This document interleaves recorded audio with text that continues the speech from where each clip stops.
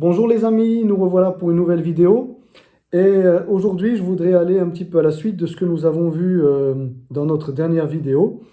Eh bien, je voudrais parler de la famille, je voudrais parler des relations compliquées qui peuvent être là parfois dans la famille, et puis de manière élargie avec des amis, voilà, et parfois peut-être même avec des frères et sœurs, de voir comment le Seigneur est capable de rétablir une situation qui paraissait dramatique, qui paraissait vraiment, terminée, conclue, hein, négative, voilà, et pour laquelle on ne pouvait absolument rien faire. On lit pour cela dans Actes chapitre 7 à partir du verset 9. Actes 7, verset 9. Les patriarches, jaloux de Joseph, le vendirent pour être emmené en Égypte. Mais Dieu fut avec Joseph et le délivra de toutes ses tribulations. Il lui donna de la sagesse et lui fit trouver grâce devant Pharaon, roi d'Égypte, qu'il établit gouverneur d'Égypte et de toute sa maison.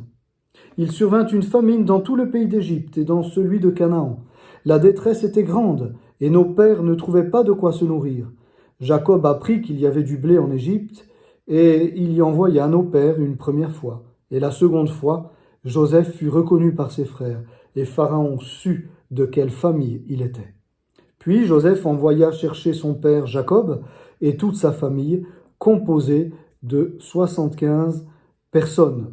Jacob descendit en Égypte, où il mourut, ainsi que nos pères. Amen. Amen. Voilà. En 2 points, je voudrais voir cette vidéo. Et puis, dans un 3e point, je donnerai un témoignage très très fort. Dans les familles, parfois, il peut y avoir la jalousie. Ça peut être le cas aussi avec des amis. Et malheureusement, ça peut être aussi le cas, oui, dans l'église, avec des frères et sœurs. Ça peut arriver. Et cette jalousie, parfois, peut mener à des choses absolument terribles. Ici, nous avons Joseph, donc, qui voilà, est le fils, comme on va le voir, préféré de son père. Alors, il n'y pouvait rien, qu'est-ce que vous voulez? Il a été, voilà, le chouchou de son père. Il se comportait bien, il aimait ses parents. Eh bien, voilà, en tout cas, son père s'était attaché à lui parce qu'il aimait Rachel, hein, il avait aimé Rachel, la maman de Joseph. Il l'avait aimé de manière particulière, plus que Léa, et puis plus que les autres épouses. À l'époque, eh bien, ils avaient plusieurs épouses. Et Rachel était la préférée, bien sûr, de Jacob. Et il a eu avec elle Joseph, et puis, bien sûr, Benjamin. Mais la jalousie est quelque chose de terrible, c'est un sentiment terrible qui se manifeste avec toutes sortes d'attitudes et de comportements, de harcèlement, de gestes, paroles blessantes, mais parfois même ce harcèlement peut aller jusqu'au meurtre. Et ça a été le cas pour Joseph, ils ont voulu aller jusqu'au bout, hein. Il s'en est sorti par miracle et de justesse, et nous allons voir comment. Donc ils étaient jaloux, ses frères étaient jaloux, les 10 frères de Joseph étaient jaloux de lui. Alors, avant de voir pour quelles raisons, puisqu'il y a en tout cas 2 principales raisons pour lesquelles ses frères l'ont jalousé, je voudrais voir de manière globale un petit peu pourquoi on peut nous jalouser dans une famille. Ben, peut-être parce qu'on parle bien. Voilà, on a une bonne élocution et ça peut provoquer la jalousie parmi des frères et des sœurs. Parce que peut-être on a une belle voix, voilà, on chante bien, Dieu nous a donné un don pour cela, et quand les gens nous écoutent, ils sont émus, certains pleurent, ils sont touchés. Et puis les frères, nos frères et sœurs dans la chair, alors peut-être dans la même famille charnelle, hein, mais aussi, je le répète, peut-être dans l'église, ou peut-être parmi des amis chers et intimes, eh bien, il va y avoir de la jalousie qui va s'installer. Peut-être parce qu'on est musicien, voilà. Peut-être parce qu'aussi on a un tempérament ou du courage, voyez, pour affronter la vie. Peut-être on est travailleur, travailleuse, hein, c'est vrai au masculin comme au féminin, comme pour un homme comme pour une femme. courageuse, travailleuse. Voilà, et puis ça, c'est envier, c'est jalouser. Peut-être parce qu'on est un artiste, on est manuel, voilà, tout ce qui nous tombe sous la main, on le transforme, quoi, on en fait de l'or. Hein, voilà. Eh bien, ça peut inspirer de la jalousie. Peut-être parce qu'on est une intellectuelle, qu'on aime lire, on aime s'instruire, et on nous envie cela. Un tempérament de chef. Les gens automatiquement se mettent autour de nous, nous écoutent, voilà, et ce tempérament de leader provoque encore une fois la jalousie. Peut-être aussi une belle apparence physique, ce qui était le cas pour Joseph. Hein. La Bible dit c'était un beau jeune homme physiquement. Ça peut aussi, pour une fille, ça peut lui attirer aussi extrêmement de jalousie. Peut-être parce qu'on a un beau métier, on a réussi dans la vie, hein, voilà, au niveau professionnel. Et là, ça inspire aussi des sentiments mauvais dans les cœurs. On gagne bien sa vie, on a de l'argent, on peut se permettre des choses que d'autres ne se permettent pas, sans forcément s'en glorifier. Voilà, tout en étant humble, en sachant que c'est Dieu qui nous bénit. Et puis, ma foi, on peut même en faire profiter d'autres, mais ces personnes qui peuvent en profiter, peuvent en bénéficier de notre générosité, au lieu d'être reconnaissants, vont nous jalouser. C'est des choses qui arrivent, mais tout cela, c'est les choses de la vie, c'est les choses de la vie.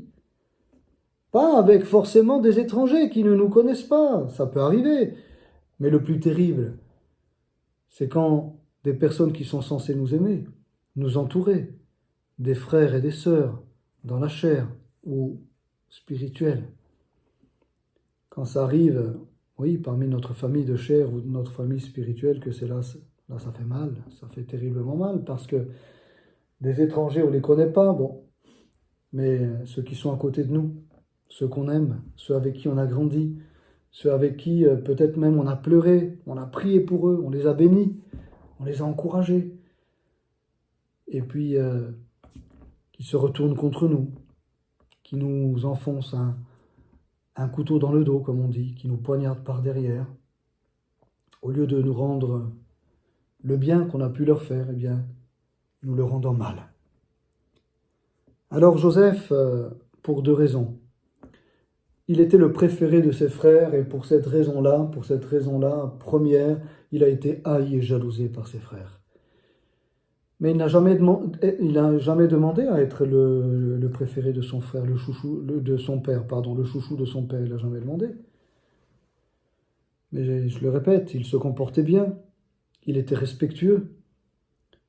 Et c'est sûr qu'on s'attache plus facilement de manière naturelle, hein, j'ai envie de dire, à quelqu'un qui va être bon envers nous, qui va être respectueux, qui va être gentil, qui va nous aimer, voilà, qu'à quelqu'un qui va nous en faire voir de toutes les couleurs, qui va nous critiquer, qui va nous insulter, qui va vouloir nous faire du mal, nous humilier. C'est moins évident de l'aimer sans être au Seigneur. Et puis même en étant au Seigneur, il va falloir une grâce de Dieu, parce que tant que nous sommes sur cette terre, nous avons toujours aussi cette part d'humain qui est en nous. Hein. Donc il va falloir une grâce particulière pour aimer, eh bien évidemment, cette personne, même si c'est quelqu'un qui est proche de nous, même si c'est un frère ou une sœur. S'il nous en fait voir de toutes les couleurs, qu'il nous déteste, qu'il nous jalouse, et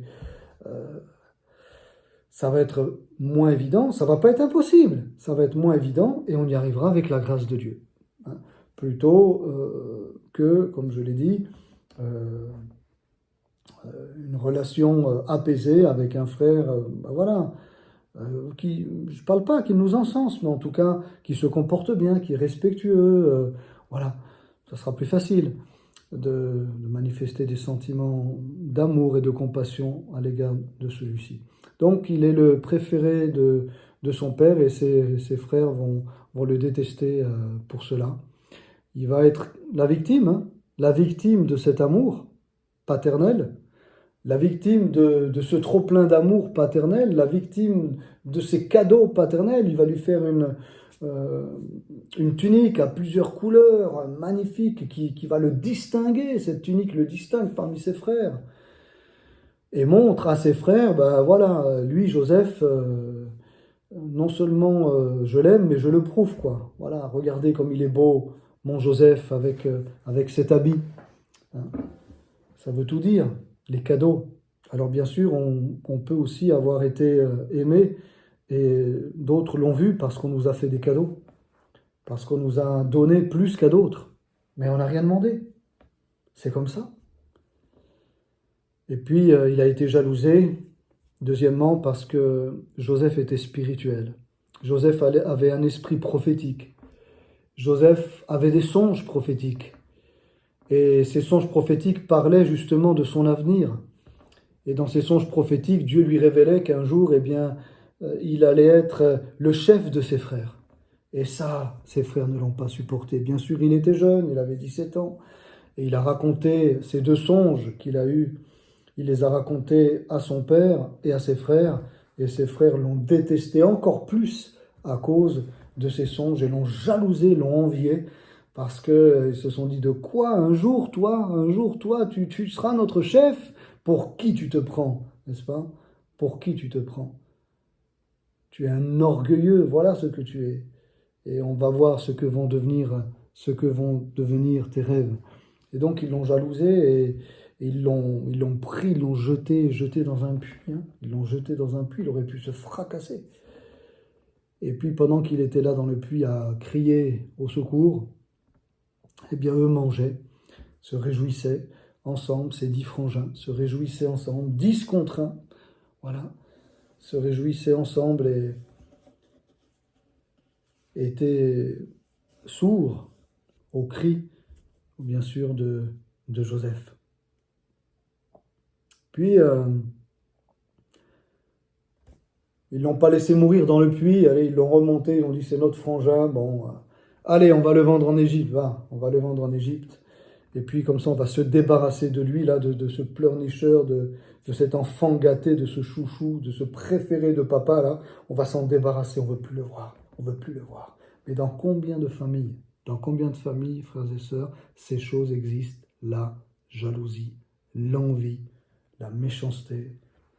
Dans combien de familles ce sentiment de jalousie existe et combien de familles il a divisé, il a affaibli, il a peut-être même terrassé ce sentiment méchant de jalousie.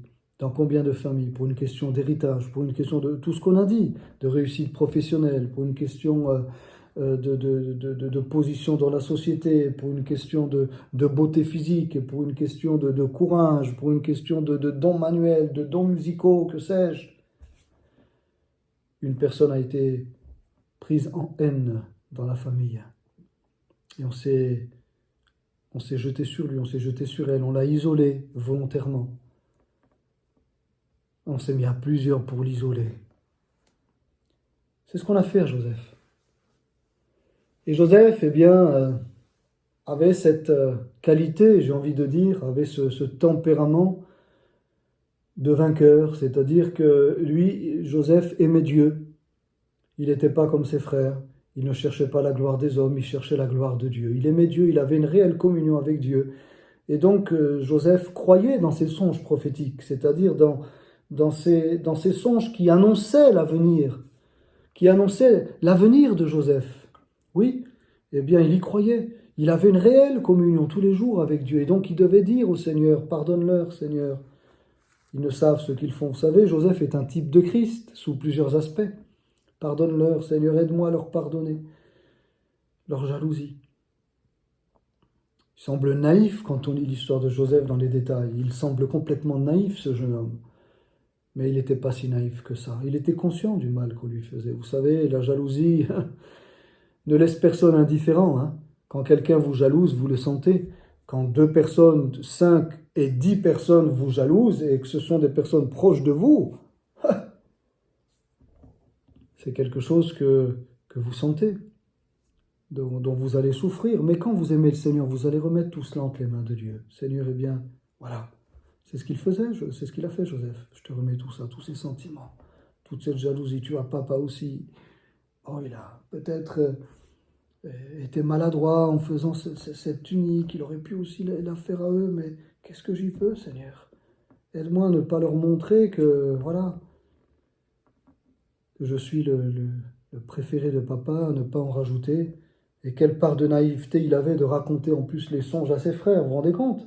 Ils étaient déjà jaloux, et en plus il va leur raconter les songes. En voilà une part de naïveté, franchement, une part de naïveté. Moi je ne suis pas d'accord avec ceux qui ont dit que Joseph le faisait exprès, que c'était un orgueilleux, qui voulait montrer à ses frères que c'était lui le préféré de papa et tout. Moi je ne suis pas d'accord, je ne vois pas ça dans Joseph. Je vois pas ça dans Joseph.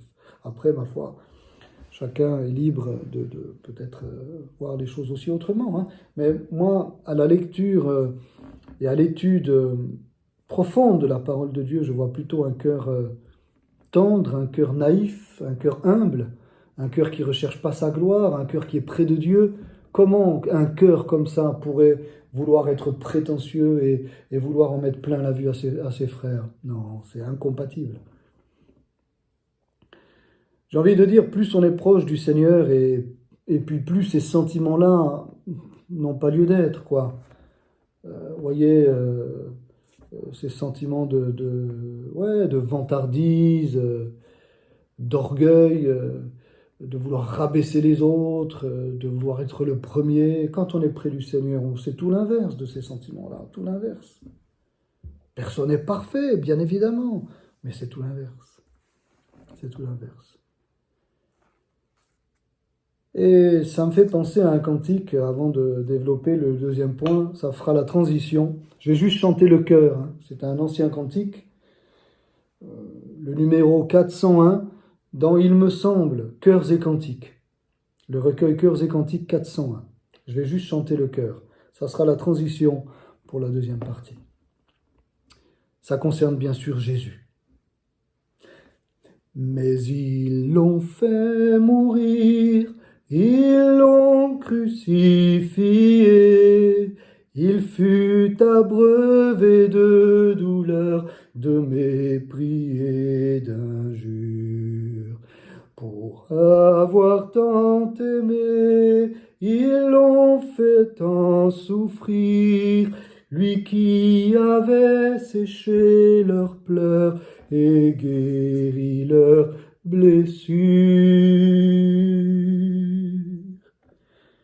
Ce cantique m'avait été donné par donc notre frère Henri Parent, qui est parti dans la gloire maintenant. Et il me l'avait donné. Il me l'avait donné. Je l'ai toujours conservé dans ma Bible, parce que nous sommes appelés aussi à suivre le chemin du Maître, non pas à rechercher les problèmes ou à rechercher, vous voyez, à se faire battre, à rechercher la souffrance, pas du tout, mais à suivre le modèle du Maître, c'est-à-dire nous aussi, à souffrir comme le Maître, à connaître les douleurs, le mépris, l'injure, effectivement, et à connaître les pleurs, les blessures, mais à connaître aussi la consolation et la grâce de Dieu. C'est aussi ça, la vie chrétienne. Et j'ai envie de dire, c'est cela, la vie de quelqu'un qui est consacré. C'est quelqu'un qui vit la croix, et donc qui va vivre la résurrection, qui vit le rejet, qui vit le mépris parfois, hein, qui peut vivre l'abandon, le désert, voilà. Et puis Dieu va, bien sûr, le sortir de là. Dieu va l'aider et le secourir. C'est cela un chrétien. C'est pas quelqu'un pour qui tout va bien. Quelqu'un qui veut épater la galerie, qui en met plein la vue à tout le monde. C'est pas ça un chrétien. C'est quelqu'un qui connaît l'humiliation et puis qui connaît la gloire. Quelqu'un qui connaît la croix et qui connaît la résurrection. Quelqu'un qui connaît, oui, eh bien, ce que c'est que l'humilité pour pouvoir connaître aussi l'autorité. Quelqu'un qui va connaître le renoncement à lui-même pour connaître l'onction de Dieu. Quelqu'un qui va connaître la solitude pour qu'il puisse aussi, eh bien, être un témoin pour une multitude, etc., etc., etc. Oui, c'est cela un chrétien. Connaître la mort de Christ, n'est-ce pas? La mort de Christ agit en nous, comme disait l'apôtre Paul, pour que la vie et la résurrection du Christ puissent aussi agir en nous. Non pas que nous cherchions à souffrir, mais c'est comme cela. Dieu permettra la souffrance pour nous façonner, pour nous émonder, pour nous tailler, pour nous rendre toujours plus semblables à lui et pour nous faire connaître donc la puissance de sa vie, de sa résurrection et du Saint-Esprit, la puissance du Saint-Esprit dans nos vies, la véritable onction de Dieu sur nos vies. Deuxième partie, eh bien, qu'est-ce qu'ils ont essayé de faire? Le premier mot important, le verset 9, c'était le mot jaloux. Le deuxième mot important, c'est le mot grâce au verset 10. Dieu fut avec Joseph, le délivra de toutes ses tribulations, il lui donna de la sagesse et lui fit trouver grâce devant Pharaon, roi d'Égypte, qu'il établit gouverneur d'Égypte et de toute sa maison. Le voilà donc conduit en Égypte, ils l'ont vendu pour quelques pièces d'argent, ils l'ont vendu à des Madianites, à des Ismaélites, là, des tribus nomades qui passaient par là, et ils leur ont donné quelques pièces. Voilà, ça leur a rapporté quand même un petit peu. Et puis, ils s'en sont débarrassés. Ils se sont débarrassés de l'encombrant frangin. De l'encombrant frangin. Vous savez, quelqu'un qui a reçu l'onction de Dieu particulière, quelqu'un qui vit l'évangile, un vrai chrétien, un chrétien authentique, homme ou femme, hein, quand je dis un chrétien, c'est une chrétienne, hein, c'est la même chose. Un chrétien, une chrétienne authentique, un homme de Dieu, une femme de Dieu qui veut vraiment vivre la parole, qui veut vraiment être intègre et rester fidèle à Dieu, va connaître dans sa vie, ça c'est sûr et certain, des périodes de persécution, des périodes d'abandon, des périodes de désert. Et donc, pourquoi ils ont voulu se débarrasser de l'encombrant frangin? Déjà parce qu'ils ont voulu le séparer du Père. Vous voyez? Pour eux, c'était inacceptable. Ils étaient jaloux, terriblement jaloux que le Père les aime comme cela Joseph et ne les aime pas. Eh bien, de cet amour, j'ai envie de dire, c'est de cet amour fou que le Père avait pour Joseph. Ils ont voulu donc le séparer de ce qui faisait toute la joie de Joseph. Vous savez, Joseph aimait beaucoup son père. C'était vraiment, d'ailleurs c'est une image entre l'amour du Père Céleste, voyez, envers Joseph et l'amour de Joseph envers son Père Céleste. Ça va dans les deux sens, envers son Père charnel, mais aussi envers son Père Céleste. Ça va dans les deux sens. Et ils ont voulu le séparer de l'amour de son Père charnel. Ils ont voulu vraiment lui faire mal. C'est ça la véritable cicatrice de Joseph. La véritable plaie, la véritable blessure. Elle est là.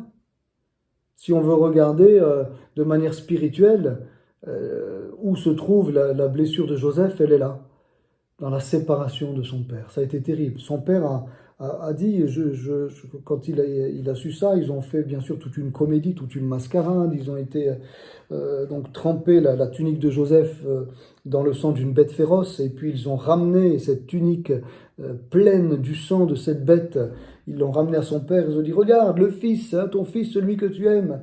Eh bien, ton préféré, là, ton chouchou, regarde, papa, il a été attrapé par une bête féroce, il est mort. Et puis là, le papa, voyant cette tunique ensanglantée, de s'effondrer et puis de pleurer, il était inconsolable. Ses fils venaient, ses filles pour le consoler, il était inconsolable, il ne voulait pas être consolé. Et il disait, c'est en pleurant que je rejoindrai mon fils dans le séjour des morts.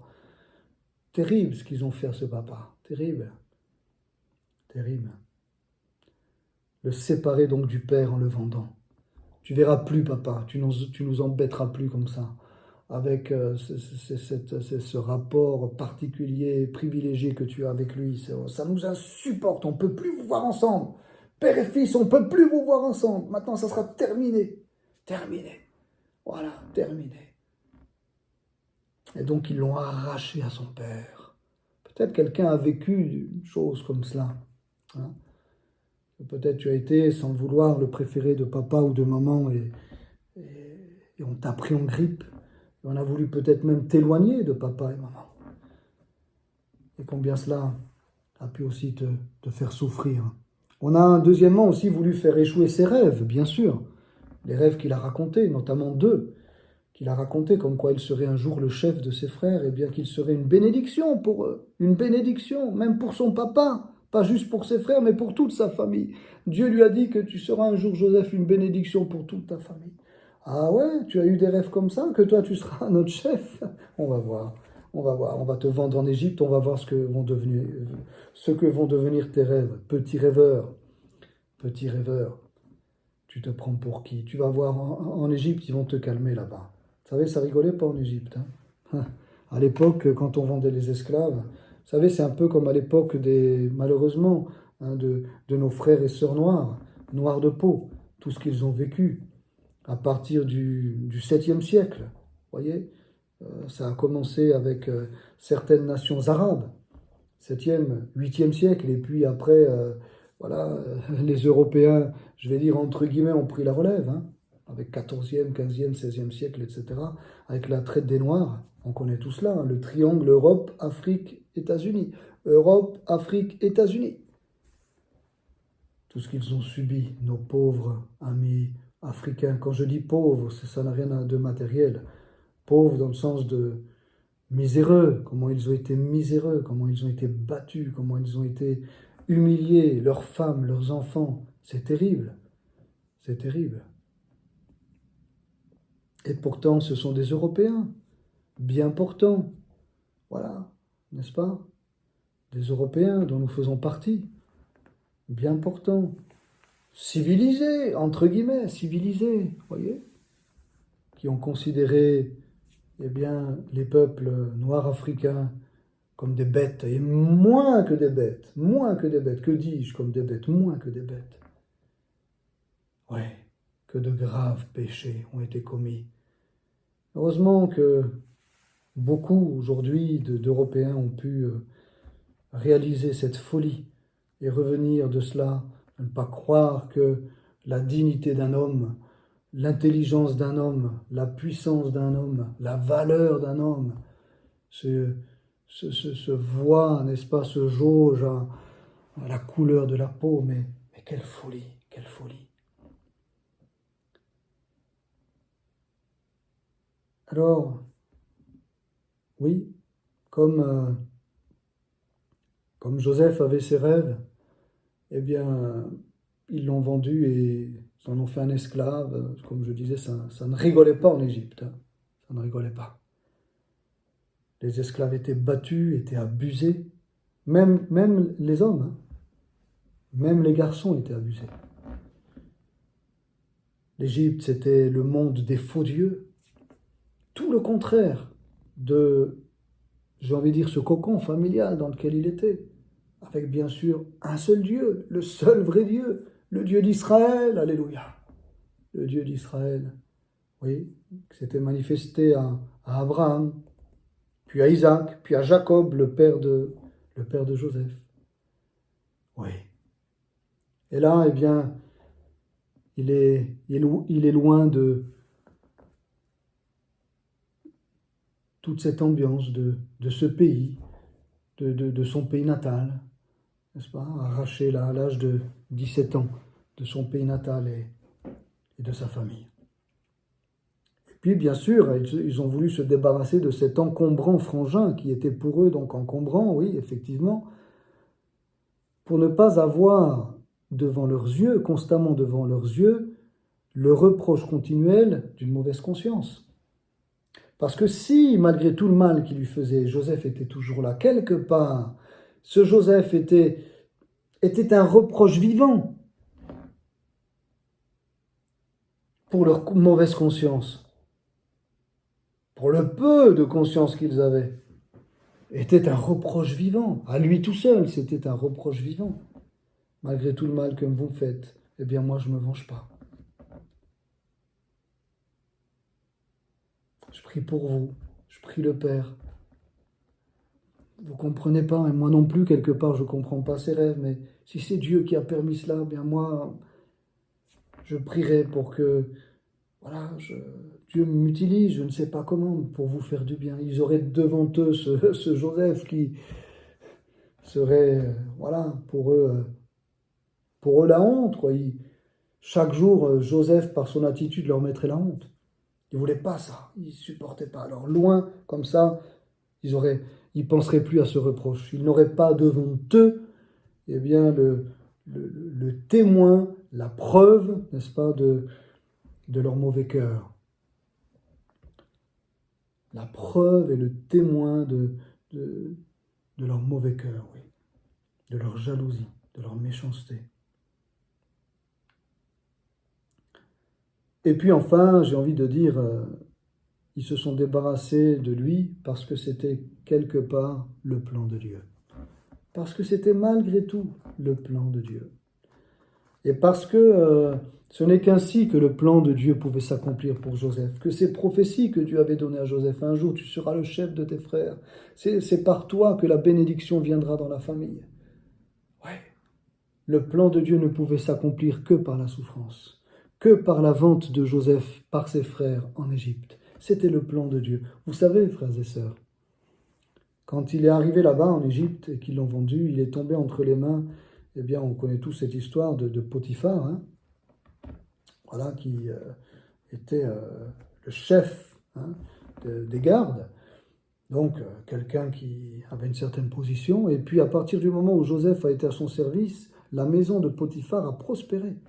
Et puis, on le sait, la femme de Potiphar l'a faussement accusé d'adultère, bien évidemment. Joseph s'est gardé, n'est-ce pas? Il n'a jamais voulu commettre le péché. Et même, il a fui à un moment donné cette femme. Et puis, cette femme a attrapé sa tunique, l'a gardée. Puis, quand son mari est rentré, cet officier est rentré à la maison, elle a montré cette tunique en disant « Regarde, regarde ce qu'il a voulu faire.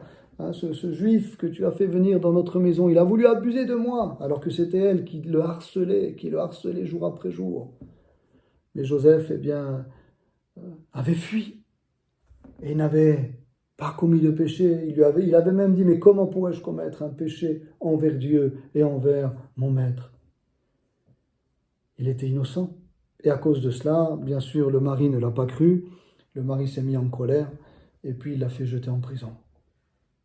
Et c'est ainsi qu'il est resté plusieurs années en prison. Et un jour, au bout de quelques années, la Bible ne nous dit pas combien d'années il a passé en prison, même si on peut estimer, voilà, puisqu'il est parti à l'âge de 17 ans, voyez, et puis que c'est à l'âge de 30 ans qu'il a été eh bien, appelé par Pharaon, et que l'heure de la délivrance a sonné à l'âge de 30 ans. Mais durant toutes ces années, voilà, on ne sait pas combien de temps, mais en tout cas, bien des années, il a été en prison, et durant 2 années particulières où il a été, si vous voulez, oublié hein, par le chef des échansons. Il a été oublié alors qu'il avait prophétisé que le chef des échansons, qui lui avait péché contre Pharaon, il s'était retrouvé en prison, il lui avait dit « Si 3 jours tu seras rétabli, mais souviens-toi de moi, parle en ma faveur auprès de Pharaon, parce que je suis en prison, mais je n'ai rien fait de mal pour être en prison. » Et puis le chef des échansons, quand il est sorti 3 jours après, il a oublié Joseph. Ça a duré 2 ans comme ça. Et ce n'est qu'au bout de 2 ans, donc, que Pharaon va avoir des visions nocturnes, et dans ses songes, il ne va pas comprendre ce que ça veut dire. Et donc c'est là où eh bien, le chef des échansons va parler de Joseph au Pharaon. Et donc Pharaon, comme c'est dit ici, hein, va interroger Joseph pour savoir qu'est-ce que c'est que ces songes, ces rêves que Pharaon a, qu'il angoisse, etc. Et Joseph va avoir la sagesse d'expliquer non seulement les songes, mais d'expliquer de manière concrète ce qu'il faut faire pour eh bien que l'Égypte, voyez, ne soit pas détruite par cette famine qui allait venir et qui était prophétisée dans ces songes. Donc un temps d'abondance de quelques années, et puis aussi un temps ensuite de disette de quelques années. Et donc voilà, durant ces années, tout cela est rapporté dans le livre de la Genèse, hein, pour ceux qui voudraient le lire. Bien sûr, ça commence au chapitre 37, et puis ça finit au chapitre 50. Chapitre 37, vous voyez tout cela. Et voilà, du chapitre 37 au verset 50, donc 7 années d'abondance et puis 7 années de famine. Alors, Pharaon est ébloui, il est époustouflé, il n'en revient pas, quoi, de la sagesse de Joseph, et lui dit, mais qui mieux que toi peut avoir la sagesse de nous amener à faire des économies, à engranger ce qu'il faut hein, en matière première, en nourriture, voyez, de tout ce qui concerne des éléments de première nécessité au niveau alimentaire, eh bien, mais qui est capable de pouvoir organiser tout ça pour que durant les périodes de vaches grasses, nous puissions mettre de côté pour les 7 années de vaches maigres. Voilà. Qui mieux que toi? Et puis Joseph a dit, mais ce n'est pas moi, hein, c'est Dieu. D'ailleurs, je le lis ça parce que c'est vraiment magnifique la réponse qu'il donne au Pharaon. Je relis là, ici.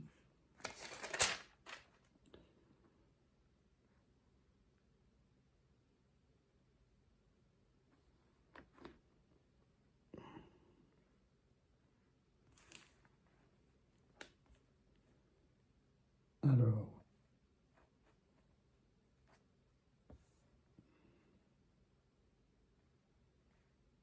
Voilà, c'est Genèse 41, verset 16. Genèse 41, verset 16. Joseph répondit à Pharaon en disant, « Ce n'est pas moi, c'est Dieu qui donnera une réponse favorable à Pharaon. » Voyez, ce n'est pas moi, c'est Dieu. Formidable. Ce n'est pas moi, c'est Dieu. Moi, j'ai rien. Je ne peux donner que ce que j'ai reçu. Et là, donc, il va dire, effectivement, la signification de ces songes. Hein. Il va le dire clairement à Pharaon. Il va dire clairement la signification de ces songes à Pharaon.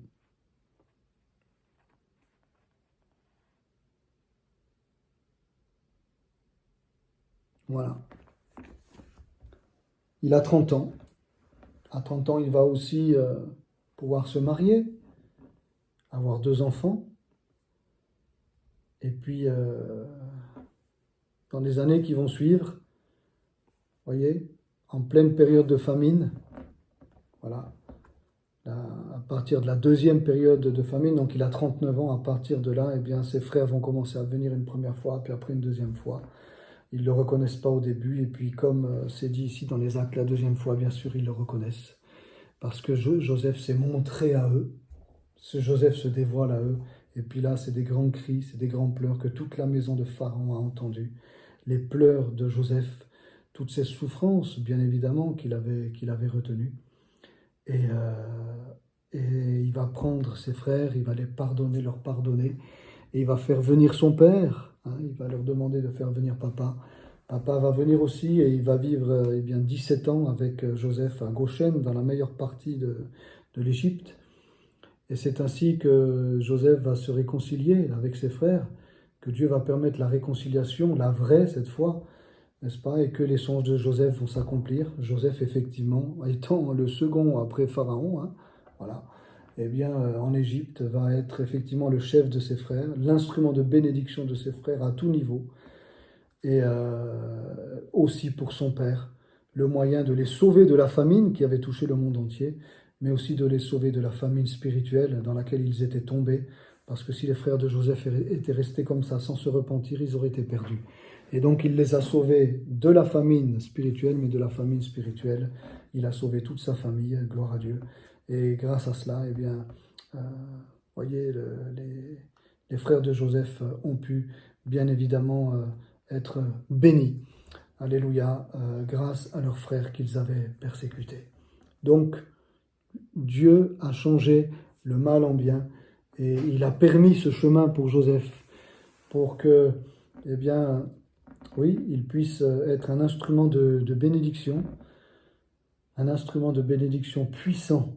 Vous voyez, c'était pas juste dans la famille, hein. C'était pas même juste au niveau d'une région ou au niveau d'un pays. Vous vous rendez compte, Joseph a été l'instrument de bénédiction pour le monde entier quand vous regardez bien. Parce que comme il y avait du blé et de la nourriture en Égypte pendant la famine, eh bien les gens venaient de partout, de tous les pays, les gens venaient en Égypte. Donc on peut dire qu'il a été une bénédiction pour le monde entier, et ça nous rappelle bien évidemment Jésus, qui est mort à la croix pour chacun d'entre nous, et qui n'est pas mort juste pour le peuple juif ou juste pour les nations, mais qui est mort pour les juifs et pour les nations, pour le monde entier, qui est mort et qui est ressuscité, alléluia, eh bien pour que nous soyons sauvés de nos péchés et que nous ayons en lui la vie éternelle, que nous soyons réconciliés avec notre Père céleste au travers du rejet et de la mort de Christ. Mais béni soit Dieu, alléluia, parce qu'il l'a ressuscité d'entre les morts et qu'aujourd'hui il est assis à la droite du Père et qu'il nous a préparé une place où nous le rejoindrons aussi. Alléluia. Oui, Joseph est un type de Christ et en cela aussi c'est très touchant. Donc, ne vous découragez pas si dans la famille, si dans les amis, si parfois même dans l'église, on peut avoir des sentiments de jalousie à votre rencontre, eh bien, laissez la haine, laissez la vengeance, laissez la méchanceté. Priez pour vos frères et sœurs, priez pour eux, bénissez-les. Et si vous avez, ça nous arrivait peut-être à tous, d'avoir de mauvaises réactions dans un premier temps, bien évidemment, ça a pu nous arriver de ne pas réagir de manière spirituelle. Demandons pardon au Seigneur. Mais ne nous vengeons pas. Ne rendons pas le mal pour le mal, mais rendons du bien pour le mal. Oui. Ils ont fait du mal, faisons du bien. Alléluia. Ils nous en ont voulu, ils nous ont haïs, ils nous ont jalousés. Faisons du bien. Prions pour eux. Alléluia. Parce que Dieu changera le mal en bien. C'est cela un chrétien. Et c'est Dieu qui nous donne la force de le faire. C'est son esprit en nous qui nous donne la force de le faire. Parce que le Seigneur n'est pas venu réformer notre cœur. Il n'est pas venu bricoler notre cœur. Il est venu le transformer. Il est venu nous donner un nouveau cœur. Il est venu nous enlever ce cœur de pierre que nous avions pour mettre à la place un cœur de chair, un cœur selon Dieu. Je termine avec un témoignage. C'est le témoignage d'Erino da Pozzo. Témoignage authentique, Erino da Pozzo, qui a connu donc la déportation dans les camps de concentration durant la Seconde Guerre mondiale.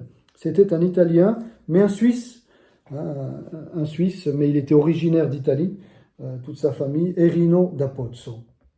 Un serviteur de Dieu remarquable, oh remarquable. Ce serviteur de Dieu était un véritable Joseph. Oh oui, on peut le dire aujourd'hui. Je vous invite d'ailleurs à aller lire des brochures qu'il a écrites et à aller écouter, pour ceux qui le souhaitent et qui le veulent, bien sûr, sur YouTube. Vous tapez Erino da Pozzo et vous avez des témoignages de ses expériences dans le ministère qui sont non seulement succulentes, qui respirent l'authentique, mais qui sont aujourd'hui tellement rares, des hommes de Dieu de cette qualité, de cette intégrité, de ce vécu évangélique, de cette plénitude de l'esprit, tellement rares qu'on peut honorer leur mémoire, parce que en fait on honore Dieu au travers de leur vie. Pourquoi on honore Dieu en parlant d'eux? Parce que ce qu'ils ont fait, c'est pas par eux-mêmes, bien évidemment. Ce qu'ils ont fait, et il n'a cessé de le dire toute sa vie, c'est grâce à la présence du Seigneur en lui, et grâce à son Seigneur et son Sauveur Jésus-Christ qu'il a aimé jusqu'à son dernier souffle. Donc il a été déporté, et là-bas, on lui a cassé 3 fois le bras. 3 fois. 3 fois le bras, à un tel point que pour guérir, eh bien, il a fallu une intervention miraculeuse du Seigneur, parce que ceux qui étaient handicapés, vous savez, dans les camps, c'était à la mort, directement. Et donc, on lui a cassé 3 fois le bras, et il avait demandé à un de ses amis d'attacher son bras à la pelle. Voyez, de l'attacher comme ça à la pelle pour qu'il puisse continuer de travailler et ne pas montrer finalement qu'il était handicapé. Et c'est ce qu'il a fait. Et vous savez, ce qu'il nous rapporte dans son témoignage, c'est que Dieu l'a guéri miraculeusement. Oui, lui qui avait 3 fois le bras cassé, eh bien, Dieu l'a guéri et lui a permis quand même de travailler et ainsi de ne pas être conduit à la mort. Mais ça, c'était une douleur, bien sûr, physique et terrible que lui ont infligé les détenteurs nazis du camp dans lequel il a été emmené et détenu. Mais je voudrais surtout m'arrêter sur cette expérience particulière qu'il a faite donc en 1940, quand, alors qu'il était dans le camp déporté, loin de sa famille, bien sûr, à Paris, il avait une femme, et il avait aussi 5 enfants. eh bien, sa femme et ses enfants confectionnaient des petits gâteaux pour lui. Et puis ensuite, ils étaient expédiés au camp, normalement pour que ces gâteaux soient mangés par Irino, bien sûr par le mari, par le papa, Irino da Pozzo. Et là, il voyait un chef, le chef du camp qui le provoquait, voilà, le jour de Noël, qui l'a fait venir dans son bureau. Et puis il a mangé devant lui ces petits gâteaux. Et de lui dire, mais vous savez, da Pozzo, ça fait 7 mois qu'on reçoit ces petits gâteaux. 7 mois. Et vous savez qui fait ces petits gâteaux? C'est votre femme. Oh, elle cuisine bien, votre femme. N'est-ce pas, da Pozzo? Elle cuisine bien, votre femme. Et regardez, ça fait 7 mois que moi je peux en profiter. Voilà, et vous connaîtrez jamais, eh bien, la saveur de ces petits gâteaux da Pozzo. Jamais vous la connaîtrez. Et ainsi de le provoquer pour semer en lui la haine. Et da Pozzo l'a dit lui-même, il y avait en lui, eh bien, vraiment comme un sentiment qui était là, sur lequel Satan voulait appuyer, mais vas-y, venge-toi, hais-le, éprouve de la haine envers cet homme. Regarde, il est haïssable. Maintenant, vous êtes deux là, dans le camp, mais oublie Dieu, venge-toi. Et puis il a résisté au diable, il a résisté à ce sentiment. Et puis il se souvenait de ces paroles, aimez vos ennemis, faites du bien à ceux qui vous maudissent, priez pour ceux qui vous persécutent. Oui, et puis là, il gardait ces paroles dans son cœur et il voulait les vivre. Et donc il a dit non, vous pouvez me faire tout ce que vous voulez. Mais, vous savez, Jésus vous aime, mais il continuait de lui témoigner parce qu'il savait, le chef de camp savait que c'était un évangéliste, un serviteur de Dieu, il savait. Et donc il voulait le pousser à bout pour le faire craquer, pour pouvoir l'accuser. C'était très mesquin, c'était sadique, hein, c'était sadique. Voyez, faire du mal pour le plaisir, c'est ce qu'on appelle le sadisme. Faire du mal pour le plaisir. Et c'était des experts en ce temps-là, ces chefs nazis, c'était des experts dans l'art de faire souffrir. Et donc, il a répondu par le bien à tout le mal qui lui a été fait par ce chef de camp. Et ce chef de camp, c'était lui qui était en colère. D'ailleurs, il le dit avec beaucoup d'humour. C'était lui qui rentrait dans une colère pas possible, avec tout ce que je vous fais, etc. Comment vous continuez de me parler de votre Dieu? Comment vous pouvez rester tranquille, etc. Puis il partait dans une colère, dans une furie. Voyez. Et puis, voilà, est arrivée la fin de la guerre. La fin de la guerre est sortie, d'ailleurs... sorti du camp miraculeusement, parce que normalement il aurait dû y rester. Voilà qu'il a essayé de chercher, bien évidemment, pendant des années, où pouvait bien se trouver caché cet homme, pour se venger à la façon de Dieu. Se venger, parce que Dieu se venge, mais pas comme nous, pas comme nous on se vengerait. La vengeance de Dieu, c'est le salut de nos persécuteurs. La vengeance de Dieu, c'est le salut de nos ennemis. Alors une telle vengeance, oh oui, da Pozzo, eh bien, il était partant et il en était même un fervent proclamateur, n'est-ce pas? Un fervent proclamateur. Et donc il a cherché pendant des années, il a fini par trouver, 10 ans plus tard, hein, donc en 1955, 10 ans plus tard, 10 ans après la fin de la guerre, voilà qu'il a retrouvé eh bien, les traces de cet homme, parce qu'il s'était caché sous de faux noms, bien évidemment, hein, comme beaucoup de nazis, sous de faux noms, et il a réussi à le retrouver, comment il s'appelait, où il habitait, et le numéro, n'est-ce pas, de sa rue et de sa maison. Et alors il dit au pasteur, là, dans la ville dans laquelle il se trouvait, dans l'église où il allait, il a dit au pasteur là, de la communauté, « Frère, est-ce que vous voudriez venir avec moi faire une visite ?» Et le pasteur, tout content, l'a dit, mais bien évidemment. Et alors, les voilà partis, les deux.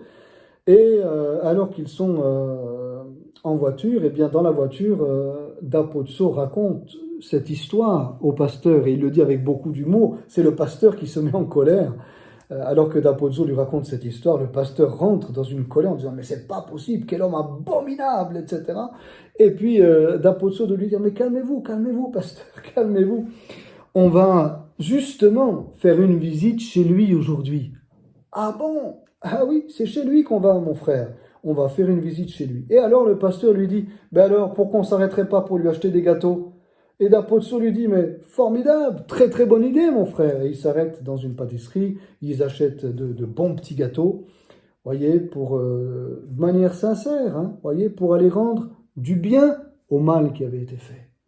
Le pasteur s'était lui-même ressaisi et il a dit, ben on va, il vous avait provoqué avec ces petits gâteaux, ben on va lui acheter des gâteaux, nous, et on va les lui offrir. Et les voilà, ils arrivent dans la ville, ils arrivent à la maison, ils arrivent à la porte, et ils frappent à cette porte, et puis il ouvre et c'est lui. Bien sûr, il ne reconnaît pas dans un premier temps Erino da Pozzo, et puis Erino da Pozzo décrit, voyez, qui il est, décrit dans quel camp il était, le numéro, etc. Et puis enfin il lui dit, c'est moi, Erino da Pozzo, et il ne reconnaît pas encore tout à fait, puis il lui dit, vous savez, celui devant qui vous avez mangé pendant plus de 7 mois les gâteaux de sa femme et vous m'avez provoqué ainsi le jour de Noël, vous vous souvenez? Et là, bien sûr, là, avec l'histoire des petits gâteaux, le nazi le reconnaît. Et le nazi lui dit ceci, vous êtes venu pour vous venger? Vous êtes venu pour vous venger? Et Erino da Pozzo, oui, pour nous venger, mais pas comme vous le pensez. Est-ce que vous nous permettez d'entrer? Et puis, nous vous avons acheté des petits gâteaux. Alors, eh ben, il le fait entrer. Voilà, des petits gâteaux pour vous. Est-ce que vous pouvez nous faire un thé? Et voilà, eh bien, la femme de ce monsieur, il me semble qu'il lui prépare en tous les cas, eh bien, un thé. Et les voilà en train de manger les gâteaux qu'ils ont achetés avec lui. Et puis de boire un thé avec ce nazi, eh bien, qui, 15 ans plus tôt, l'avait persécuté, l'avait humilié et l'avait fait tant souffrir. Et puis, permettez-vous qu'on chante quelques cantiques, et les voilà avec le pasteur, donc en train de chanter des cantiques dans ce salon dans lequel ils ont mangé des biscuits avec lui et puis avec sa famille, la famille de ce nazi. Ce nazi était marié, il avait 4 enfants, 4 filles. Il était marié, il avait 4 filles. Et après avoir chanté des cantiques, etc., eh bien, ils se sont laissés. Et puis Da Pozzo raconte que pendant 2 ans, bien sûr, puisque Da Pozzo ensuite, lui, partait évangéliser aussi ailleurs, pendant 2 ans, le pasteur est venu visiter cette famille. Le nazi, sa femme et ses 4 filles. Pendant 2 ans de visite. Au bout de 2 ans, ce nazi, sa femme et les 4 filles se sont toutes converties à Jésus-Christ. Vous vous rendez compte, frères et sœurs? C'est une histoire authentique, ça. Hein? Ce nazi, ce persécuteur, cet homme qui avait le cœur dur comme une pierre, qui a humilié un serviteur de Dieu. Oui, cet homme s'est converti au bout de 2 ans de visite pastorale. Et bien sûr, surtout parce qu'il a vu le fruit de ce Da Pozzo, celui qu'il avait persécuté, venir lui offrir, non pas avec un rire mesquin, mais lui offrir avec sincérité des gâteaux et lui chanter des cantiques et lui témoigner, il lui a témoigné bien évidemment de Jésus-Christ et de lui dire malgré tout le mal que vous avez fait, vous savez que Jésus est venu pour vous, il est venu pour des pécheurs. Moi aussi j'étais pécheur et le Seigneur m'a sauvé et il est venu pour vous aussi. Il n'y a pas de péché que Christ ne puisse pardonner. Comme ça, il lui a dit. Il n'y a pas de péché que Christ ne puisse pardonner. Il n'y a aucune faute qu'il ne puisse laver. Il n'y a aucun cœur noir qu'il ne puisse rendre blanc. Le sang de Jésus peut vous purifier de tous vos péchés, amis. Eh oui, il ne l'appelait plus son persécuteur. Il était là devant son ancien persécuteur en train de lui prêcher l'évangile, l'amour de Christ pour lui, pour qu'il soit sauvé. Magnifique témoignage, authentique témoignage. Oui, un témoignage qui respire l'évangile. Ça sent le Seigneur Jésus. Alléluia. Oui. Et alors, pendant 2 ans, c'est ainsi que le pasteur donc, de cette communauté dans laquelle s'était trouvé Da Pozzo l'a visité, et au bout de 2 ans, il s'est converti. Je pense que, pourquoi 2 ans? Parce qu'il devait tellement se sentir coupable, cet homme. Il devait tellement se dire, mais Dieu ne peut pas me pardonner, c'est trop grave ce que j'ai fait. Mon cœur est trop noir, mon péché est trop sombre. Non, mes souvenirs sont horribles, ma culpabilité sera éternelle, ma condamnation, elle est définitive. Et le pasteur, s'il revenait, c'est qu'il y avait de l'intérêt. Cet homme était intéressé d'écouter la parole. Sa femme, ses 4 fils se sont... Vous vous rendez compte? 6 personnes, des nazis, 6 nazis se sont convertis. Et comme dit lui-même Dapozo, mon persécuteur est devenu mon frère. Mon ennemi est devenu mon ami. Gloire à Dieu. Alors pourquoi cette prédication ce soir? Pourquoi cette vidéo ce soir? Tout simplement, frères et sœurs, parce que dans les familles, et c'était la suite de ce que j'ai dit la dernière fois, si entre mari et époux, eh bien ça peut être compliqué et que malgré qu'il y a eu un mariage compliqué, le Seigneur peut tout reconstruire. Eh bien aussi avec des frères et sœurs, il peut y avoir de la jalousie qui peut avoir amené des frères et des sœurs à vouloir se débarrasser de nous. Mais le Seigneur nous dit, même si on a été maladroit, et même si dans un premier temps nous-mêmes, peut-être on a eu des réactions qui n'ont pas été à la hauteur de ce que Dieu aurait voulu, on a demandé pardon au Seigneur, et surtout on a pu dire au Seigneur, Seigneur, en tous les cas, moi ce que je veux, ce n'est pas me venger, ce n'est pas la haine, ce n'est pas rendre le mal pour le mal, mais c'est prier pour eux, comme tu me dis, afin de voir un jour, comme Joseph, de voir ta gloire. Et comme Erino Dapozo, eh bien que ceux qui se sont considérés peut-être comme nos ennemis, peut-être comme nos persécuteurs, deviennent un jour nos amis, nos frères et sœurs en Christ, avec lesquels nous passerons l'éternité. Mais déjà, ici-bas sur terre, que nous puissions vivre cette réconciliation, que nous puissions vivre cette bénédiction, que nous puissions vivre cette puissance du pardon, que nous ne connaissons qu'au travers d'une profonde communion avec le Seigneur. Et malgré tous les défauts que nous pouvons avoir, malgré toutes les carences qui peuvent être là, mais voilà, nous voulons vivre, oui, ce que Joseph a vécu, ce que Dapozo a vécu. Nous voulons vivre le pardon, la réconciliation, la bénédiction de Dieu, eh bien, avec ceux et celles qui ne nous ont pas compris, qui nous ont peut-être isolés, qui nous ont peut-être abandonnés, qui nous ont peut-être maltraités, qui nous ont peut-être calomniés, faussement accusés, qui nous ont peut-être, même qui ont atteint à notre réputation, etc. Comme pour Joseph, comme pour Dapozo, qui ont fait de nous des laissés pour compte, qui nous ont mis de côté tout simplement. Eh bien, que Dieu les bénisse. Disons-le, frères et sœurs, que Dieu les bénisse, que Dieu les bénisse, que Dieu les touche, que Dieu les visite en son temps. Alléluia, que Dieu les visite et qu'il fasse d'eux et de nous des frères et des sœurs, une même famille en Christ, ici-bas et pour l'éternité. Amen. Merci Seigneur pour ta grâce. Merci parce que ce ne sont pas de belles paroles, parce que l'évangile n'est pas une philosophie. Seigneur, c'est beaucoup plus que cela. C'est la vie de Dieu. Alléluia. C'est la vie de Dieu qui est répandue avec abondance dans nos cœurs par l'amour manifesté à la croix.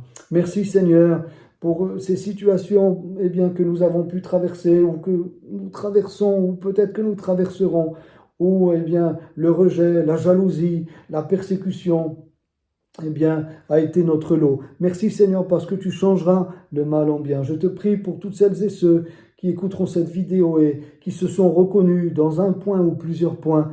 Je te prie de les aider à regarder à Joseph, de les aider bien sûr et par-dessus tout à regarder à toi qui as subi tous les outrages, qui as subi la pire des persécutions, qui as subi le pire des abandons, parce que tu as accepté que ton Père même t'abandonne au moment où tu portais les péchés du monde sur toi. Mais ton Père ne t'a pas délaissé. Alors que tu disais, mon Père, pourquoi m'as-tu abandonné? Ton Père, t'a ressuscité, d'entre les morts. Alléluia. Non, tu n'as pas été abandonné. Toi, le Fils de Dieu, tu n'as pas été abandonné. Même si dans un premier temps, oui, le Père s'est détourné de toi, Seigneur, parce que tu portais notre péché, parce que tu portais notre honte et notre ignominie. Oui, à cause de nous, tu as accepté la pire des séparations, pour un instant d'être séparé avec ton Père. Oui, Seigneur, merci pour cet amour manifesté à la croix. Nous te devrons, et l'éternité ne suffira pas pour te remercier. Seigneur, oh, gloire à toi, Jésus. Merci aussi pour ce témoignage d'Erino Dapozo qui nous apprend que tout est possible à toi, que les cœurs les plus durs peuvent te rencontrer. Alors encourage des frères et sœurs, des amis qui écouteront cette vidéo, encourage-les et qu'ils ne rendent pas le mal pour le mal.